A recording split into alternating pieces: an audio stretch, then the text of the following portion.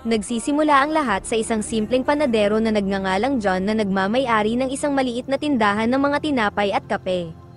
Kasama ang nag-iisa niyang anak na si Kushi ay masaya silang namumuhay kahit sila na lamang dalawa ang natitira sa kanilang pamilya magmula nang pumanaw sa hindi pa sinasabing dahilan ang kanyang pinakamamahal na asawa. Sa kinagabihan habang kalakasan ng pagbugso ng ulan at nawalan ng kuryente habang mahimbing nang natutulog si Kushi, mayroong dumating na isang grupo ng gang na mapag-aalaman na siya ang pakay. Hindi pa malinaw kung ano ang naging atraso niya sa mga ito pero makikita na pilit pang nagmamakaawa si John na itigil na nila ang panggugulo sa kanila. Hindi siya pinakinggan at ipinagpatuloy lamang ang ginagawa sa kanyang paggulpi na may kasama pang panghahamak sa kanyang trabaho bilang tindero ng tinapay. Nang ang tila tumatayong leader ng mga ito ay ipinag-utos na huwag nang patagalin pa ang lahat at iligpit na nila agad si John kasama na rin ang kanyang anak pagkatapos, ay biglang nagbago ang kilos ng kaninang nagmamakaawang tindero. Sa isang iglap ay mabilis nitong pinatumba at iniligpit agad ang ilan sa kanila. Sa kinaumagahan bago ang mga naunang pangyayari, si John kasama ang kanyang anak na si Kushi ay makikitang inihahatid ito sa kanyang paaralan. Sa paglipas ng maghapon ng kanya na itong sinundo pa uwi ay mayroong isang kotse ang bumangga sa nakaparada nilang sasakyan. Nakita ng paslit ang mga nakabangga na isang grupo ng gang at mabilis na sinabihan ng mga ito na bayaran nila ang naging pinsala sa ginawa nilang pagbangga. Dahil luma lang naman ang kotse nila ay naisip ni John na kalimutan na lang nila ang lahat at maaari na silang umalis para makaiwas na rin sa gulo. Matapos ng mga nangyari ay nagmamadaling nakiusap ang teacher ni Kushi na nagngangalang Adira na magpahatid sa istasyon ng mga pulis sa kabilang bayan. Pagkarating ay masisiwalat ang isang babaeng nasa likod ng kanilang sasakyan. Lumalabas na ito ay dinukot ng nasabing gang kanina at habang nag-uusap-usap ang mga ito ay mabilis na palihim na ipinuslit ni Adira ang kawawang dinukot sa sasakyan nila John. Dito na lang malalaman na ang grupo ay mga miyembro pala ng isang kilabot na sindikatong mafia sa bansa na talamak na nangunguna sa pagbihag upang gawing pagkakaperahan. Nalaman ng grupo ang ginawa nilang ito kaya sa pagsapit ng kinagabihan ay dito na nangyari ang pagsugod sa kanyang tindahan. Pero ang inaakala nilang isang duwag na tindero lamang ng tinapay ay makikita na ngayon na walang kahirap-hirap silang inuubos. Kung sa una ay halos tila wala itong kakayahang lumaban sa kanila at hinahayaan lang na magpagulpi, ngayon ay isang kabaligtaran ang nangyayari dahil kahit anong gawin nila ay hindi sila nang nagsisiobra sa lakas ng minaliit nilang tindero. Habang nauubos ang kanyang mga kasama ang tila tumatayong leader nila ay parabang nakakita ng multo nang naging malinaw sa kanya ang mukha ni John na parang matagal na niya itong kilala. Nang makakuha ng magandang pagkakataon ang tumatayong leader ng mga ito ay nanutok siya kasabay ng pagsambit na paano siya nabuhay mula sa nangyari ilang taon na ang nakararaan, na para bang lumalabas na nagharap na sila noon at may lihim na pagkatao si John na kanyang itinatago. Ilang taon bago ang pangkasalukuyan, si John pala ay isang pulis na sikat dahil sa pagiging masigasig sa tungkulin. Lahat ng mga naglipa ng kawatan at lalong-lalo na ang mga grupo ng gang na namemerwisyo sa kanilang bayan ay agaran niyang mga sinusupil. Kahit rin ang mga kaso patungkol sa mga pagbihag sa kanilang lugar ay mabilis niyang nasosolusyonan gamit ang kanyang talino at husay sa pagsugpo sa mga ito. Tulad na lamang ng sa isang tagpo na may lumapit na pulubi na isang paslit. Ayaw nitong tumanggap ng pera dahil ang gusto niya ay pagkain lamang dahil siya ay hindi pa nanananghalian. Dumating ang isang lalaki at sinaktan siya bunga ng pagtanggi nito sa salaping ibinibigay nila John. Hindi naman nagtagal ay agad na bumalik si John at dito niya malalaman na isa pala silang sindikato na gumagamit ng mga paslit para manlimos ng perang salapi na ibibigay sa kanila.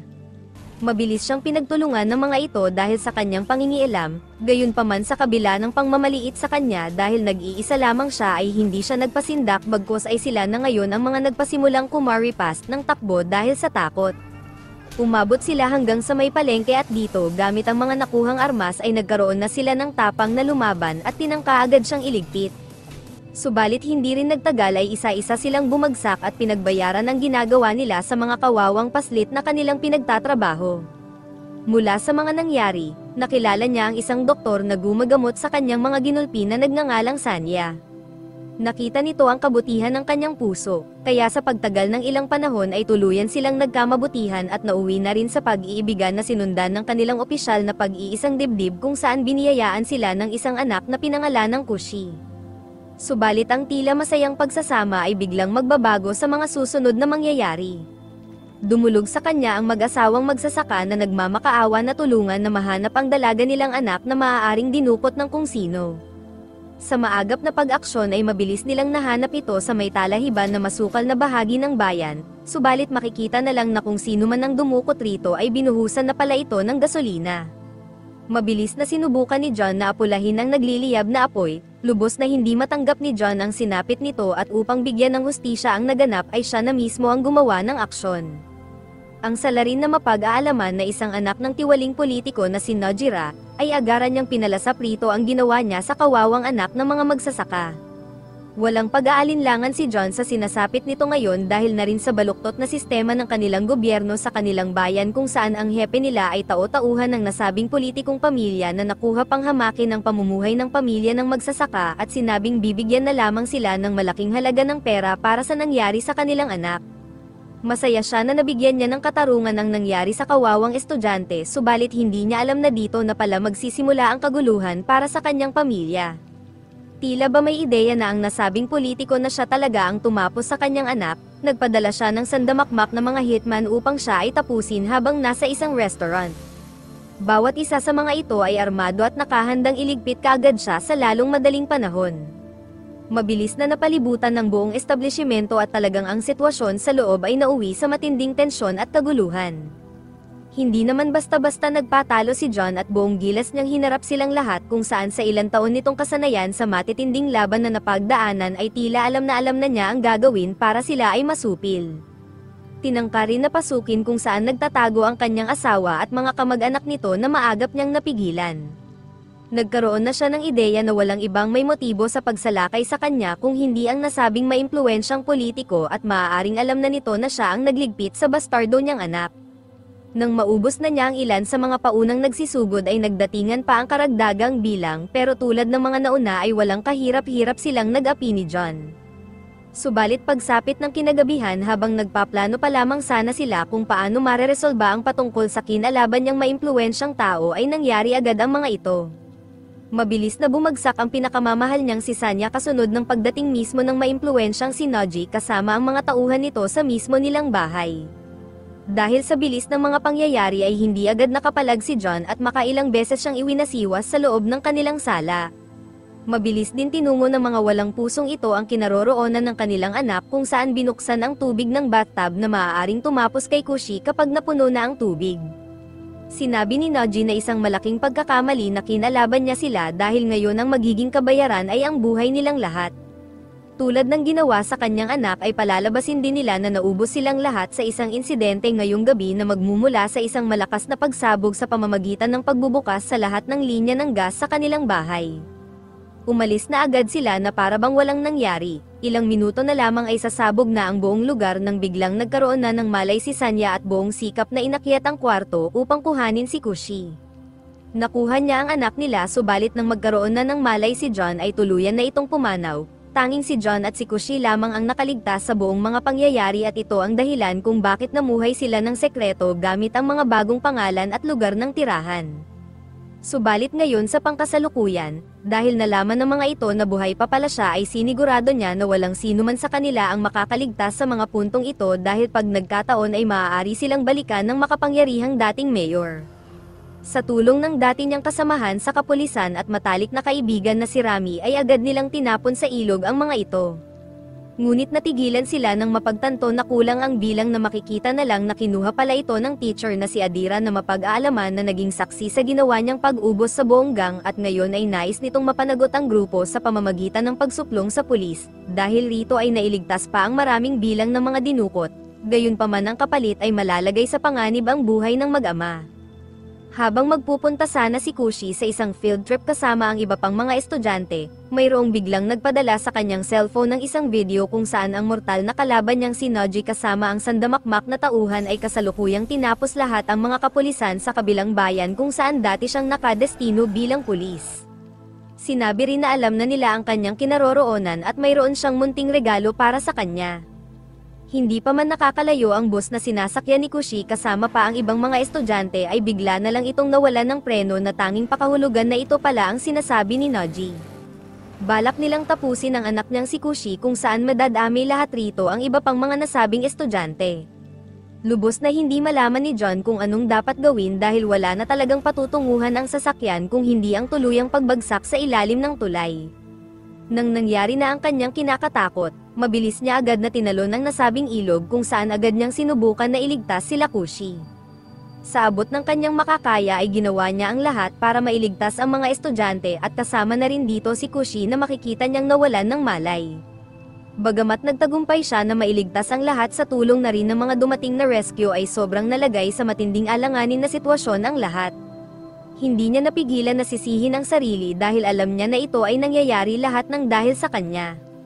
Matapos ang lahat, nakuha pang tumawag ni Noji upang itanong kung nagustuhan ba niya ang kanyang paunang regalo dahil marami pang susunod. Dahil rito, napagtanto ni John na oras na para bumalik sa kanyang dating pagkatao. Bago pa man siya maunahan ng demonyong kaaway, siya na ang gumawa ng matinding mga hakbang upang hanapin kung nasaan ito. Lahat ng mga grupo ng gang at mga sindikato na kasangkot sa maimpluwensyang si Noji ay agaran niyang mga iniligpit lahat. Subalit habang ginagawa niya ang mga bagay na ito, tila ba inaasahan na ni Noji na ganito ang kanyang magiging tugon. Isang plinano na patibong na pala ang inihahanda kung saan habang abala siya sa paghanap at pag-ubos sa kanyang mga grupo na hawak ay balak nilang salakayin at kuhanin si Kushi mula sa kanilang bahay. Sumubok pang lumaban nila Adira at Rami upang may pagtanggol si Kushi kung saan nagawa nilang mapabagsak ang karamihan sa kanila. Gayunpaman dahil sa kanilang mas maraming bilang na mga nagsisugod hindi nagtagal ay mas nanaig ang puwersa ng mga ito at tuluyan silang natalo. Makikita na lamang na tagumpay sila na makuha si Kushi at maging si Adira na rin na nasa loob na ngayon ng isang malaking container na puno ng iba pang mga katulad nilang banihag. Nang mapagtanto ni John ang mga nangyari ay mabilis siyang nagtungo sa lalaking nagngangalang Hasim na kanang kamay ni Noji. Sa pagbabaka sakali na nandirito ang kanyang anak at si Adira ay mabilisan niyang idinispatcha isa-isa ang mga kasamang tauhan nito. Hindi niya rin malilimutan na ito ang nanguna sa pagtapos sa kanyang nanay at pinakamamahal na asawa ng gabing iyon. Halos hindi na may pinta sa mukha niya ang sobrang takot dahil unti-unti nang nangangaubos ang mga tauhan na mayroon siya, nang sa punto na siya na lamang ang natitira ay sinubukan pa nitong paulanan ng putok si John pero wala rin siyang nagawa. Mabilis itong umamin kung saan niya maaaring mahanap ang anak niya. Tinungo agad niya sa sinabing lugar kung saan makikita na lang na nag-aabang na pala sila Noji, na tila inaasahan na talaga nila ang kanyang pagdating. Sa lawak ng buong lugar hindi niya alam kung nasaan rito sila Kushi at nahulog pa siya sa patibong na inihanda ng mga ito. Sa sitwasyon nila ngayon ay tila ba malabo nang makatakas pa sila. Hindi na magawang makalaban ni John at paunti-unti na siyang inililigpit ng mga tauhan nito kasabay ng pagsisimula ng pag-andar ng barko kung saan nakatakda na silang ibiyahe paalis. Sa kabutihang palad si Kushi ay nakaisip ng matalino na paraan na agad naman siyang sinamahan ng mga kasamang banihag. Sa kanilang pagtutulungan ay naiusog nila ang container na kinaroroonan, ito ang nagbigay ng ideya kay John kung nasaan sila. Sa isang iglap ang kaninang wala ng kalaban-laban ay nakakuha na ng pagkakataong gumanti sa kanila, mabilis na natalo ang mga pangunahing tauhan ni Noji. Batid niya na kailangan niyang magmadali na pigilan na maitakas sila Kushi pero hindi niya magagawa ang lahat dahil pinipigilan siya ng buong grupo na kanyang hinaharap ngayon. Bagamat nagagawa niyang mapabagsak ang iilan ay sobrang nagpahirap naman sa kanya ang pasikot-sikot na lugar at sa gamit din nilang mga armas na kung mamalasin ay tatapos agad sa kanya kapag minalas na tinamaan. Naisip niya na dumaan sa taas kung saan maging ang leader ng buong sindikato ay pilit na rin siyang pinigilan. Nagawa niya itong mapatalsik subalit agad siyang napalibutan ng armadong mga tauhan, sa loob ng container na kanyang pinagkublihan magagamit niya ang isang kabayo sa loob upang makaabante ng maliksi. Lahat ng mga nangagsiharang sa kanyang daan ay agaran niyang mga inililigpit at walang makakapigil sa kanya na tunguhin ang nasabing barko na paunti-unti nang umaalis para ibiyahe ang mga kawawang bihag. Nagawa niyang makatalon at hindi nagtagal matapos ang umaatikabong pag-ubos niya sa iba pang mga tauhan sa loob ay napahinto na niya ang barko. Wala nang kakayahan pang lumaban ang demonyong leader na isang pakahulugan na lamang ngayong wala na siyang mga tauhan ay isa na lamang siyang ordinaryong matanda. Sa mga ilang sandali, sinabi ni John na hindi siya ang maghihiganti mula sa mga kasamaan na kanyang ginawa kung hindi mismo ang mga tao na kanyang inagrabyado. Nagsisugod ang mga galit na banihag na aabot sa halos 50 at bawat isa sa kanila ay pinatikim siya ng karma na sa kanya ay nararapat. Special shoutout kay Maria Del Daragosa, kay Dia Bangers, kay Susan Gozem, kay Lynn Pili from Kuwait, kay Menandro Manliklik from Mandaluyong, kay Rochelle May Ramos, at kay Bogart Kaingin. Maraming salamat po sa inyong walang sawang pagsuporta.